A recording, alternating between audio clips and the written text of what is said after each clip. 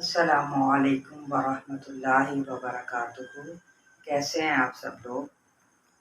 اللہ تعالیٰ آپ کو ہر قسم کے شر سے، آپ کے گھر والوں کو ہر قسم کے فتنے سے محفوظ رکھے، آمین۔ دعا کے ساتھ شروع کرتی ہوں۔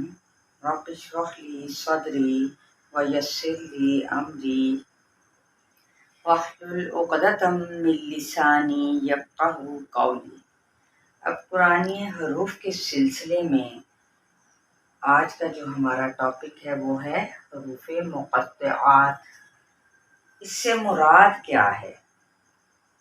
حروف مقطعات سے مراد وہ حروف ہیں جن کو قرآن پاک میں علیحدہ علیحدہ پڑھا جاتا ہے، ٹھیک ہے۔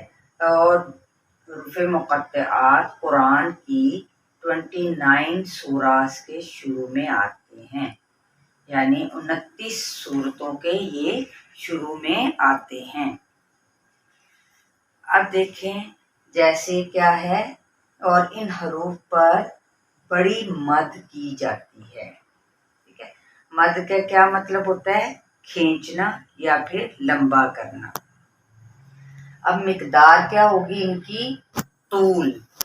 طول سے کیا مراد ہے کہ 3 الف یا پھر 6 حرکات، اتنی مقدار میں ان کو کھینچ کے پڑھا جائے گا۔ مثلاً الف لام میم، یعنی الف لام میم میں الف کے بعد لام پر 5 یا 6 حرکات کے برابر مد کی جائے گی۔ پھر میم پر غنہ ہوگا اور پھر میم پر اسی طرح مد ہوگی، ٹھیک ہے۔ یعنی ان کو 6 حرکات کے برابر مد، پھر میم پر غنہ اور میم پر اسی طرح سے کیا ہے؟ مد ہوگی۔ آگے جو ہے وہ ہے الف لام میم صاد، الف لام را، الف لام میم را قاف، ٹھیک ہے۔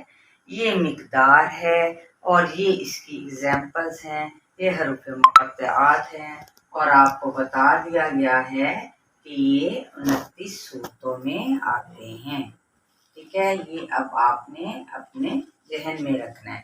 اب مدات، جہاں پر اب کچھ سائن دیکھ لیتے ہیں، جہاں اس طرح کی مد ہوگی، یہ والی، یہ دیکھیں یہ والی مد، ٹھیک ہے، اس طرح کی مد ہوگی تو وہاں پر کیا ہے؟ ہم نے مد کرنی وہاں پر لازم ہوگا۔ مد کیا مطلب ہے؟ کھینچنا یا پھر لمبا کرنا۔ کتنی مقدار ہوگی؟ یشاء، الف لام میم،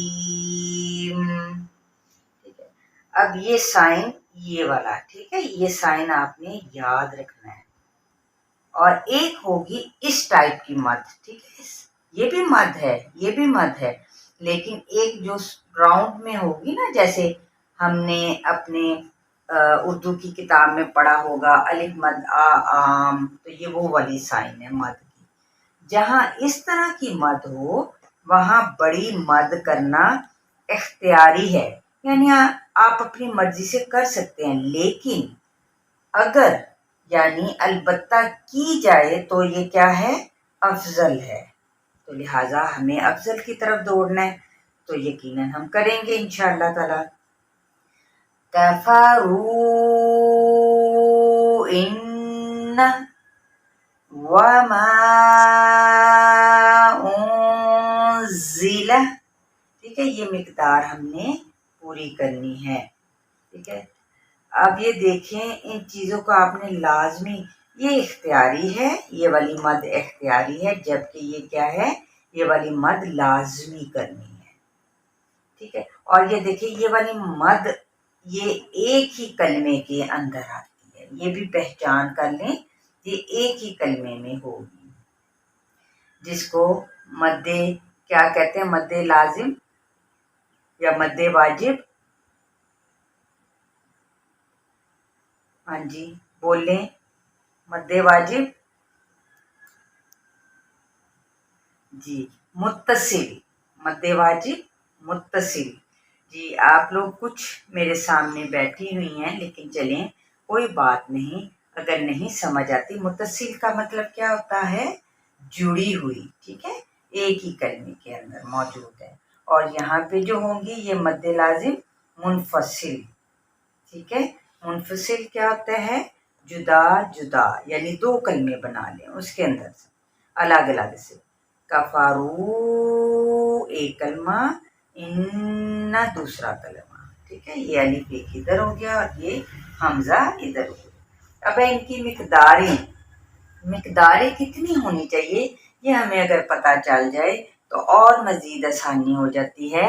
यानी कसर किसको कहते हैं, दो हरकत या फिर एक अलिफ, दो हरकत या फिर एक अलिफ।